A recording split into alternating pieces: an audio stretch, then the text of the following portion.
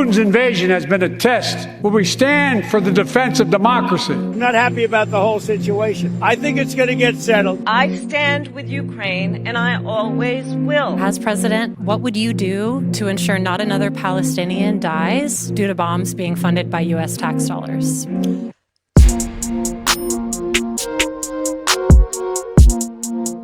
So, very loosely speaking, there have been two international conflicts of sorts in the news over the last almost 2 years now. Two cases where a group of people with a distinct national identity are being invaded and occupied. Both have had a lot of coverage, but in one case, the media has had absolutely no problem sympathizing with the victims and also condemning the aggressors. And in the other case, well, it's complicated. It's controversial. And this dynamic is very much mirrored in the general cultural mainstream of the Western world, where despite massive public outcry and ongoing protests against the violence happening in Palestine, you still can't say "Free Palestine" in most mainstream contexts without the risk of starting controversy, perhaps even being called anti-Semitic or a terrorist. On the other hand, you can say that you stand with Ukraine in any social context, anywhere in the Western world, and the only problem you're going to have is that it's so uncontroversial to say that it makes for bad conversation. Now, intuitively, this disparity seems inconsistent. If our government and media and people generally care so unambiguously about the human cost of war and the right to self-determination when it comes to Ukraine, why do they seemingly not care about those things much at all when it comes to Palestine, or at least not care about those things in an actionable way, where they're willing to actually hold the people committing the violence accountable for their actions? And this is the question we're going to explore in this video, because when you look at the big picture, there is a consistent narrative between these two situations. And the reason that most people have a hard time seeing it is that most people in the Western world don't properly understand the relationship between the United States and the entire rest of the world. And I think comparing what's going on in Ukraine versus Palestine is a great jumping off point to better understand the actual nature of that relationship, and also hopefully to better understand both of those specific situations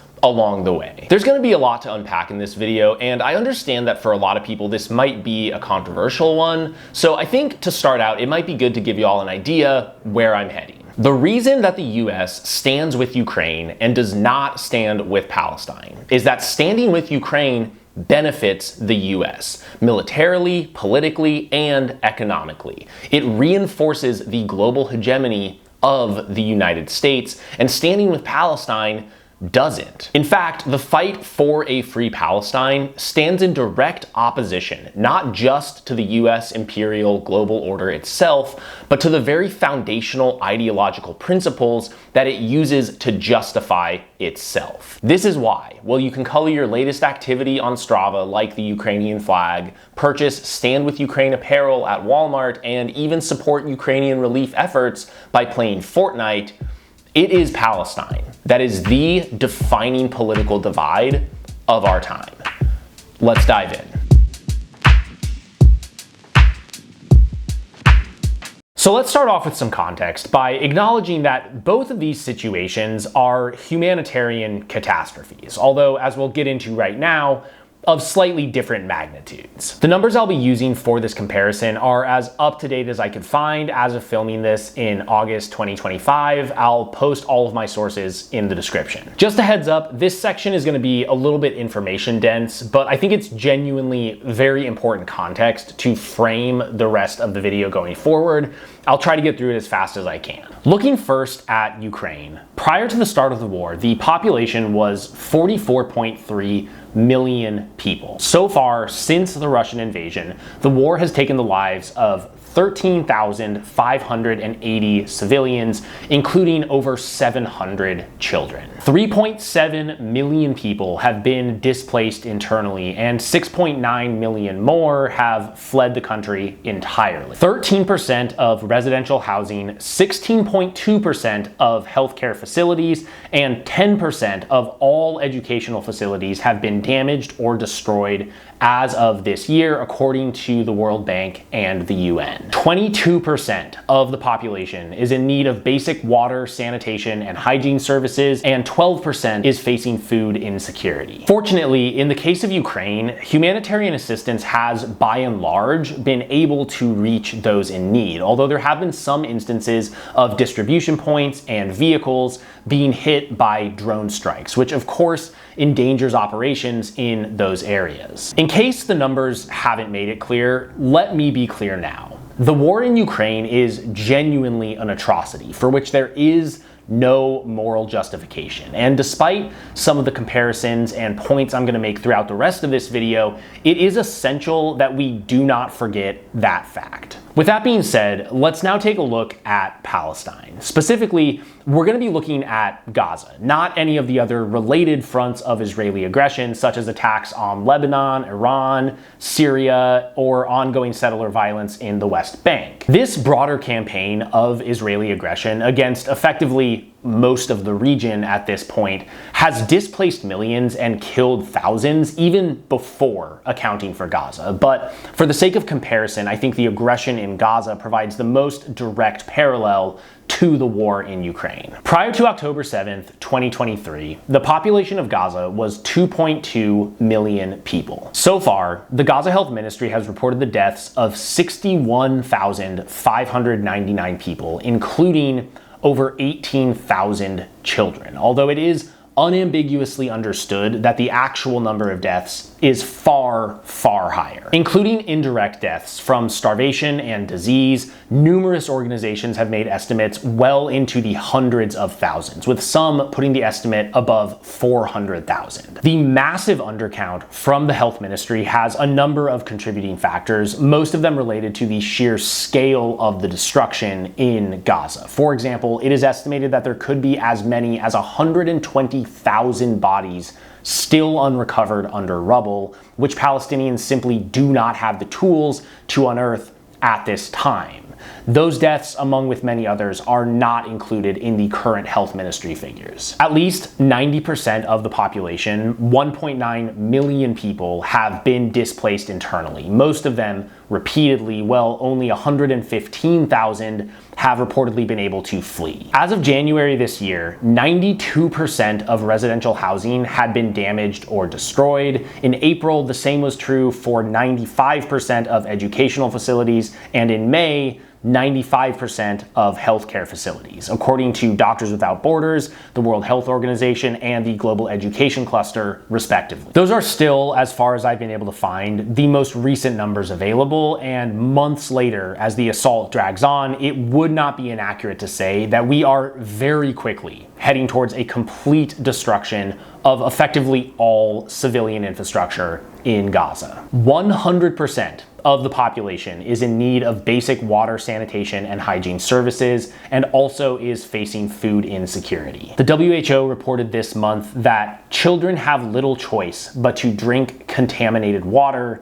and the World Food Program reported that a full third of the population is going without food for days at a time. A huge piece in all of this is that, unlike in Ukraine, humanitarian aid in Gaza has been at no point able to freely flow to those in need due to restrictions imposed by Israel, as well as direct attacks on aid operations and recipients knowingly and intentionally carried out by the Israeli military. Thus far, for the sake of comparison, I've referred to both Ukraine and Palestine using the term conflict, but we need to be clear that when it comes to Palestine, especially at this moment, Gaza, conflict is not the right word. Conflict implies some level of reciprocity, and in Palestine, there is none. The thin veneer that Israel is in any way even attempting to target combatants specifically has long since been entirely discredited, as it has been repeatedly documented that they are intentionally targeting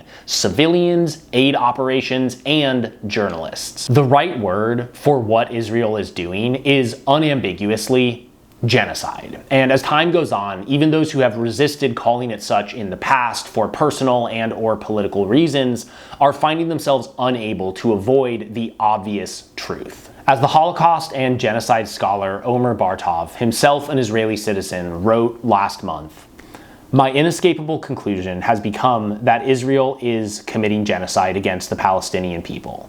Having grown up in a Zionist home, lived the first half of my life in Israel, served in the IDF as a soldier and officer, and spent most of my career researching and writing on war crimes and the Holocaust, this was a painful conclusion to reach, and one that I resisted as long as I could. But I have been teaching classes on genocide for a quarter of a century. I can recognize one when I see one." With these words, he merely adds his voice to an already overwhelming global consensus of experts who have been shouting about the genocide in Gaza since as early as 2023. So with all of that context, if you've been led to believe that the United States cares about human rights when it comes to our foreign policy, you might be struggling to explain why the response to these two situations has played out in the way that it has. And to get a satisfying answer to that question, I think we need to start by asking what the interests of the United States are in both of these cases.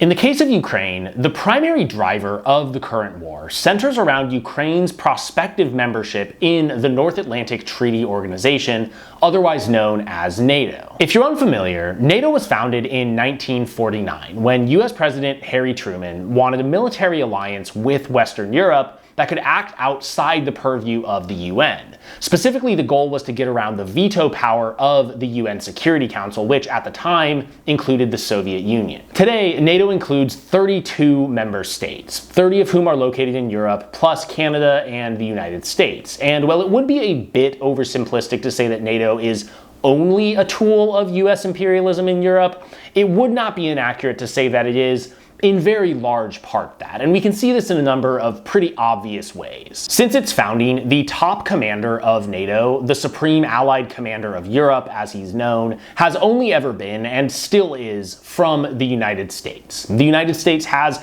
100,000 troops stationed around Europe, far more than any other member has outside of their own borders, and the US provides roughly 2/3 of all arms for other member states. NATO today is central to the United States maintaining its status as the dominant military power in Europe, which obviously comes along with huge political and economic benefits. So in 2021, when Ukrainian President Zelensky asked then President Biden to let Ukraine join NATO, it represents a significant opportunity for the US to extend that influence even further. And the fact that Russia has long expressed opposition to NATO continuing to expand eastward and clearly said in the months leading up to the war that they would invade if Ukraine continued down the path to NATO membership, well, that's an even bigger opportunity. Russia is by far the largest non-NATO allied military and economy in Europe. So while the US obviously does not want Russia to actually annex Ukraine,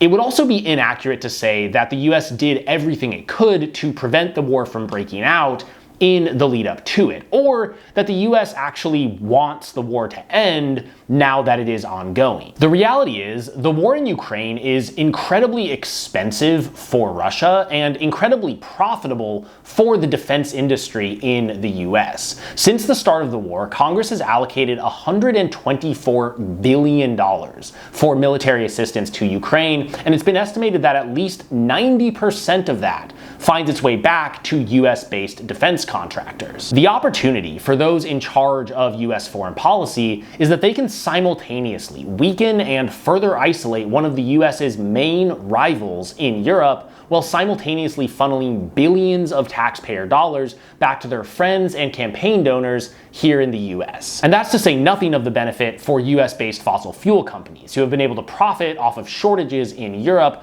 caused by sanctions on Russia related to the war. We can actually draw very clear parallels between the role that the US is playing in Ukraine now and the role that it played in Afghanistan in the 80s, when the CIA funneled billions and billions of dollars to the Mujahideen, the precursors to the Taliban, in an ultimately successful effort to bog down the Soviet Union in a drawn-out and expensive war of attrition. See, the Soviets were committed to supporting the People's Democratic Party of Afghanistan as they tried to implement radical leftist reforms like teaching women to read and banning forced marriages. And it's widely agreed that the drawn-out war with the CIA-funded Mujahideen was a significant factor leading up to the eventual dissolution of the Soviet Union. Now, Ukraine, while obviously a completely different political situation internally, provides basically the same opportunity for the US from the outside, and those in charge of US foreign policy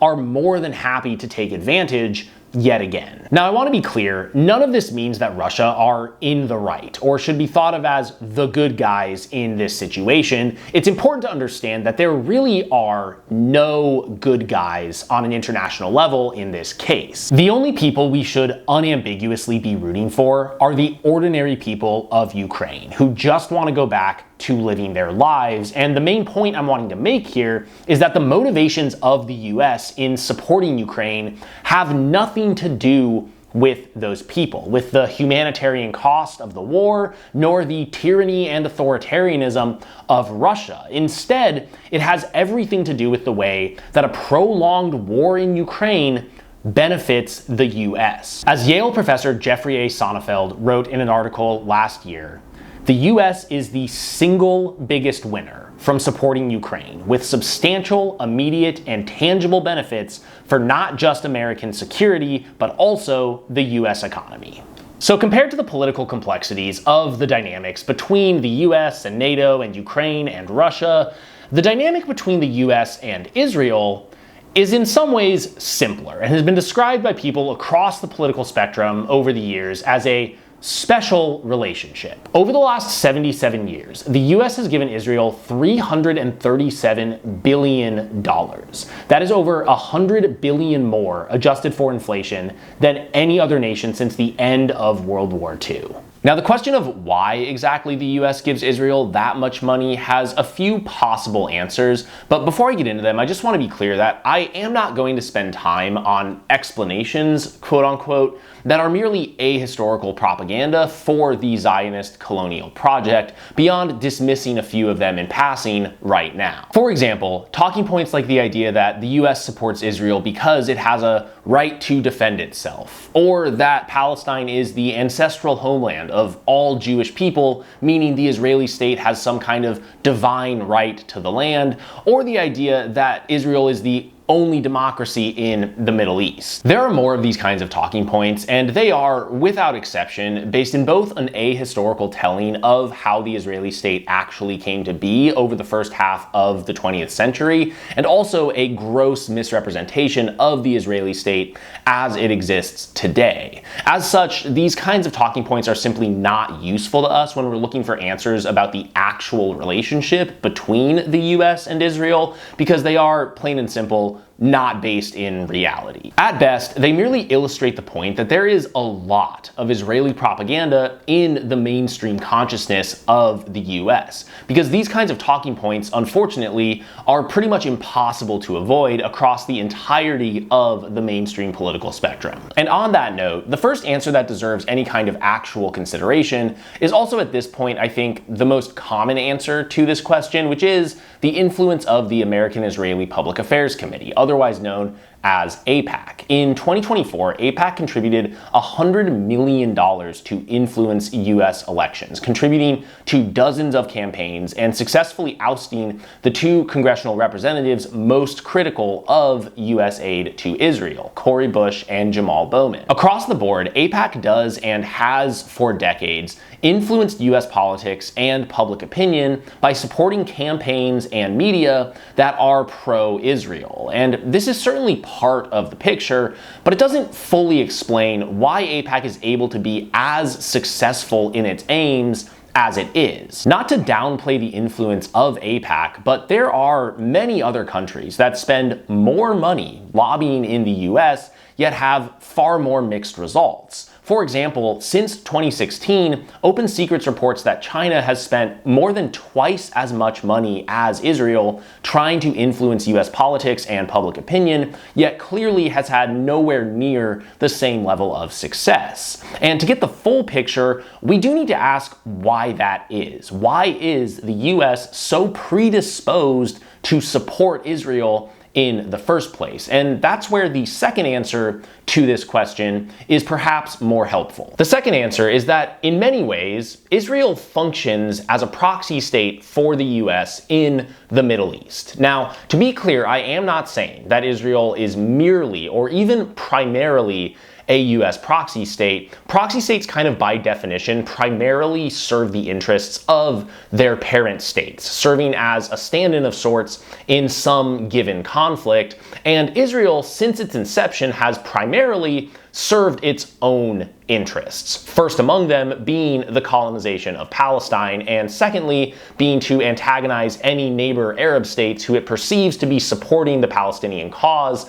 in any way. And to be frank, it pursues these objectives in a way that is more fanatical and aggressive than could really be considered strictly beneficial to the US. And throughout the years, it has at times done this in ways that are somewhat at odds with US interests in the region. All that being said though, the reason that I say Israel functions as a proxy for the US is that in a big picture sense, it does give the US most of what it would want out of a proxy state, even if the specifics from moment to moment are often a little bit more complicated than that. What Israel guarantees for the US is the presence of a culturally Western colonial enterprise in the region, who is fully open to US corporate interests and who will cooperate fully on any military actions, and who is, again, of its own accord, prone to lashing out violently at its Arab neighbors. And in a big picture sense, this dovetails perfectly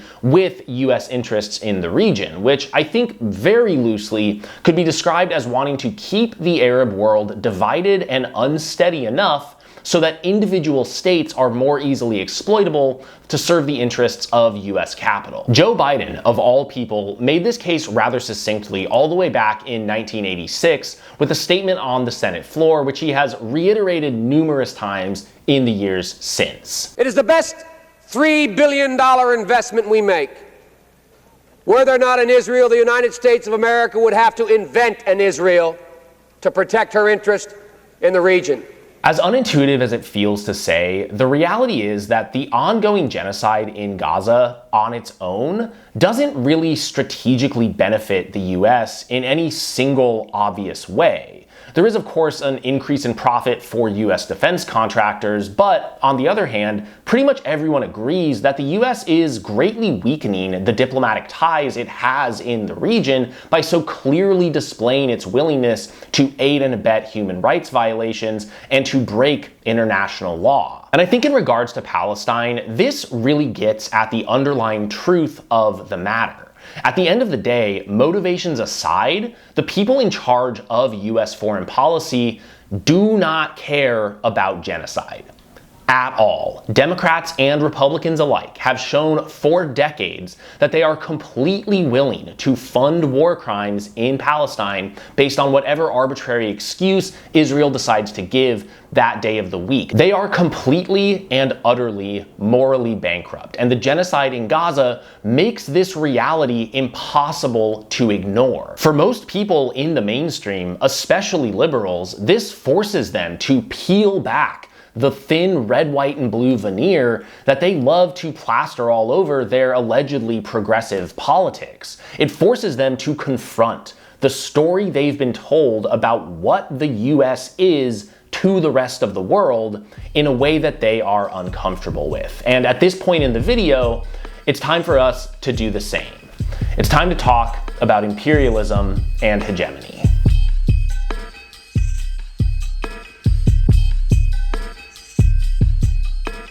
If you grew up in the cultural mainstream of the Western world, especially in the US, you almost certainly grew up hearing a rather selective telling of world history since the end of the Second World War. That story probably went something like this. After the US won World War II for the Allies, we set to work rebuilding a grateful world, opposed only by the ruthless and authoritarian Soviet Union and their puppet states in Asia and South America. Throughout the Cold War, the US fought tirelessly to protect the free peoples of the world from falling prey to Soviet schemes at world domination. And while this did at times get a little bit messy, we were always justified because of the things we were fighting for. Free expression, free self-determination, free trade, freedom. We were fighting for freedom against the communists who hate freedom. Fortunately, we won that fight, and ever since the dissolution of the Soviet Union, the US has been the leader and protector of a mostly free world, where the only remaining threats on the international stage are either terrorists like the Palestinians or rogue states like Russia, both of whom have no real reason to oppose the New World Order beyond their own fanaticism. So what bothers them about us? Well, the variety of cheers alone coming from the cheap seats in Giant Stadium when they're playing the Cowboys is enough for a jihad. This is a plural society.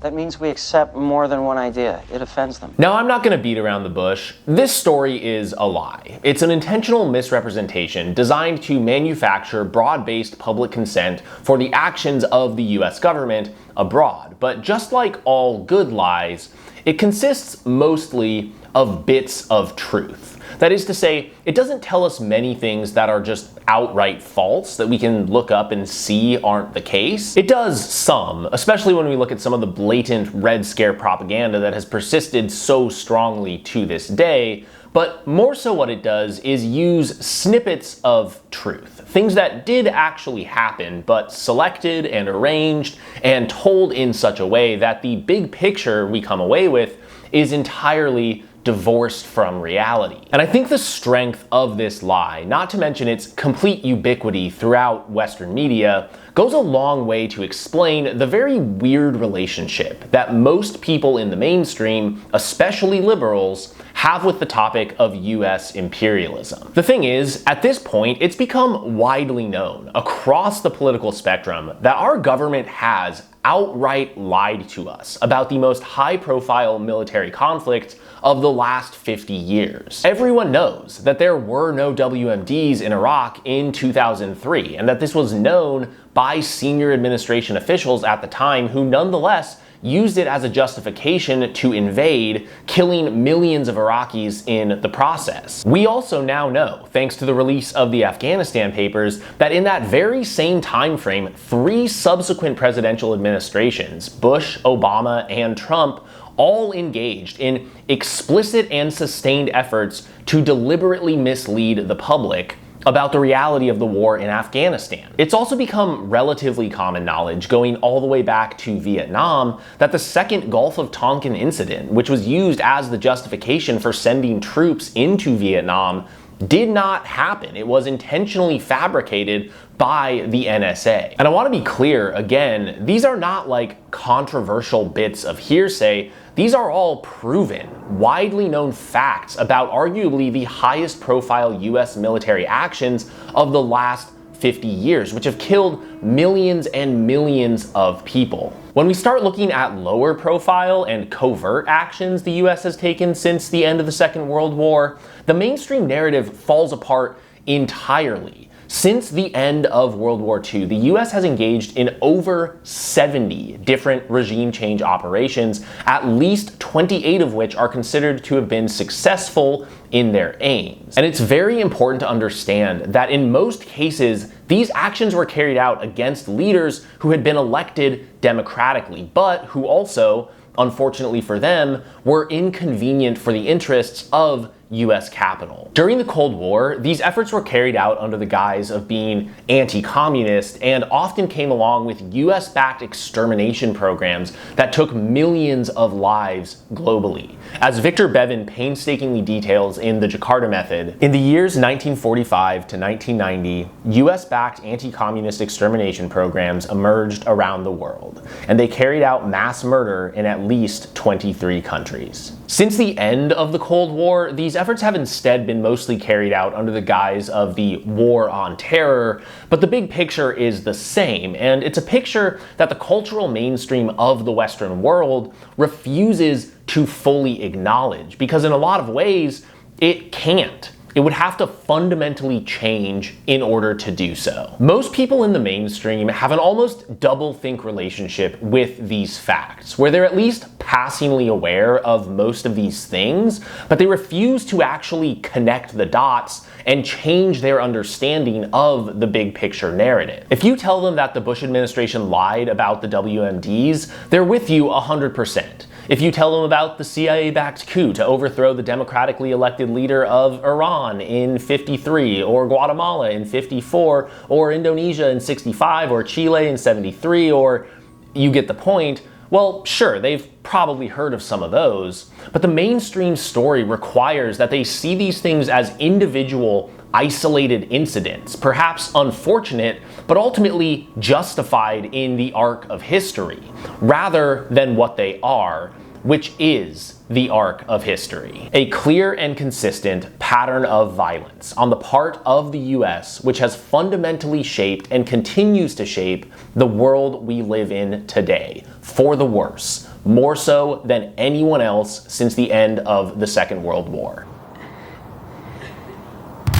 Are we the baddies? Freedom has nothing to do with it and never has. Since the end of World War II, it's been about two things. One, imperialism, ensuring cheap and easy access to natural resources and labor for US corporations. And two, hegemony, reminding the rest of the world that we're gonna do whatever we want and we don't care what anyone else thinks. I think there's a very good argument to be made that this is the main thing US foreign policy is about at this point, insisting upon our right to keep committing these kinds of atrocities, to look the rest of the world dead in the eye and ask, what the fuck are any of you gonna do about it? It's still about imperialism, yes, but at this point, in many cases, it's also just about hegemony. The ability to act unilaterally, to flagrantly shirk international law, to disregard the overwhelming humanitarian pleas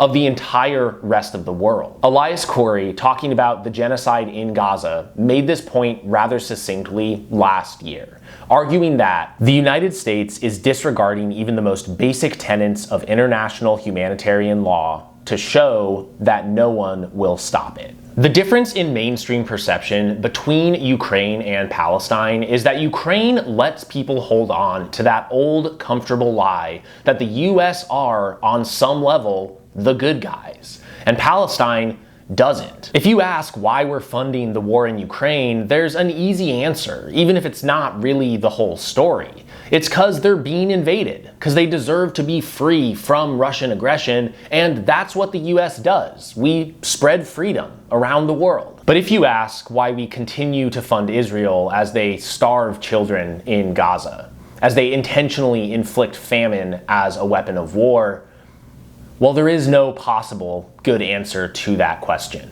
And if our government can condone this, then there is no red line left.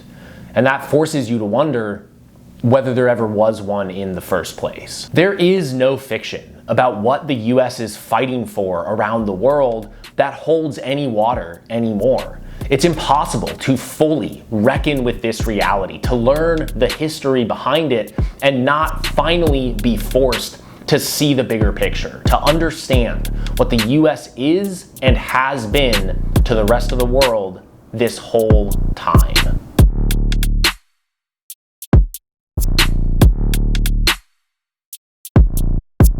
In recent years, the relationship between Ukraine and Israel has been interesting.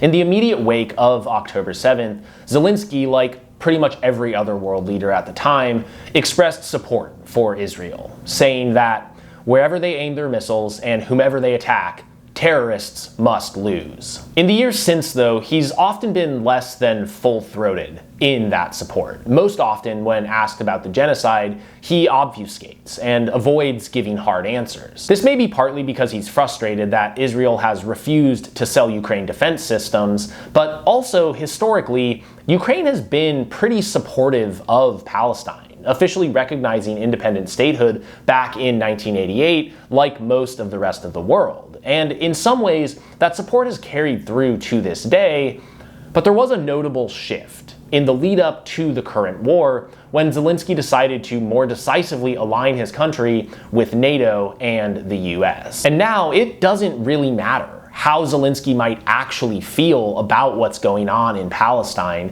whatever similarities he might recognize with the plight of his own people, because he's bought in to the US imperial project. He can't risk shutting off the tap of US military aid that shapes our world today. And unfortunately, that's what makes standing with Ukraine in the West such a nothing statement to make. At this point, I would argue it's almost a reactionary stance, because what are you really saying? That you want our government to keep sending them billions of dollars in military aid? They're already doing that. There's nothing for you to protest. And realistically, that's not even a good strategy for ending the war. It's just a strategy for prolonging it. The people of Ukraine deserve to not be at war, to not just be pawns in an international game of stratego, but in the context of US global hegemony, that's what they've been made to be. When people in the Western mainstream say that they stand with Ukraine, it's not really about Ukraine. It's just about them saying that they too are still bought in, that they are unable or unwilling to see the reality of US imperialism and hegemony around the world, even now. To fight for a free Palestine, on the other hand, is the exact opposite. It is to reckon with and fight for a complete overthrow of the current global order. An order where human lives blatantly, obviously mean nothing, where history means nothing, where all that matters is your ability and willingness to enact violence upon others. An order that is today fundamentally rooted in the history of US imperialism around the globe. And the struggle against this status quo is global, yes, but in many ways, Palestine is the heart of it, because nowhere is the truth laid more bare. The struggle is simple and obvious. Do we care about human lives, or do we not? Do we have a basic regard for the value of human life, or do we not? Are we going to continue to let the empire have its way, or are we not? This question is central in all of our other struggles, not just at a high level against capitalism and imperialism, but also for climate justice, for workers' rights, for housing as a human right, not a commodity. These issues are framed by those in power as if they are complex, as if there are different sides that deserve equal consideration, as if there are no clear answers. But the reality is, in most cases, the answers are patently obvious. The only reason they seem out of reach is that they're being held there at gunpoint. The obvious answer is always to fight for the well-being and autonomy of real human people wherever they are, and to do everything we can, locally and globally, to tear down the systems that stand in the way. The obvious answer is always, emphatically and uncompromisingly, to free Palestine.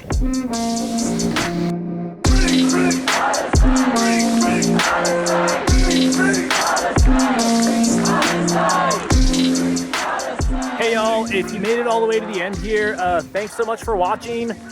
Here's the customary reminder to do all of the normal engagement things like comment, subscribe, and I do also have a Patreon that you can find in the description. If you're able to chip in at all over there, it really does mean a lot. I really like making this kind of long form content, but it is very time consuming and energy intensive. And so pitching in just a little bit over there, if you're at all able, is by far the best way to support me doing more of this kind of content in the future. With this video in particular, it really felt like there were 3 huge topics here that all really could have had their own feature-length documentaries, and kind of paring it all down to just the essence of what I wanted to say with this video specifically was actually like incredibly challenging. I feel pretty good about how it came out, and I hope that you got something out of it as well. Thanks again so much for watching. I'll see y'all next time.